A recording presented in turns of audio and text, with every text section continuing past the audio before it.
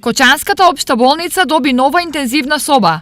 Со 200.000 денари болницата целосно опреми просторија каде од денес ќе престојуваат потешките случаи на интерно оделение. Именно располага со 2 дефибрилатори, еден купен ланската година и комплетен инфузомат, комплетна терапија, оксигенска подршка, така да со ова болните кои што евентуално ќе престојуваат на интерното оделение, односно во одделот за интензивна нега, ќе бидат во подобри услови сместени и ќе им се пружи неопходната нега. Но освен интензивна соба, Кочанската болница обезбеди нови апарати кои треба да бидат испорачани во наредниот период. Се работи за современо софистицирано ехо за срце, кој што ќе биде сместено тука баш во интерното оделение, потоа 2 современи EKG 12 канални апарати, исто за потребите на интерното оделение. Се работи исто така за апарат оксилог за анестезиолошката служба и исто така за анестезиолошката служба на БФМ монитор со капнограф.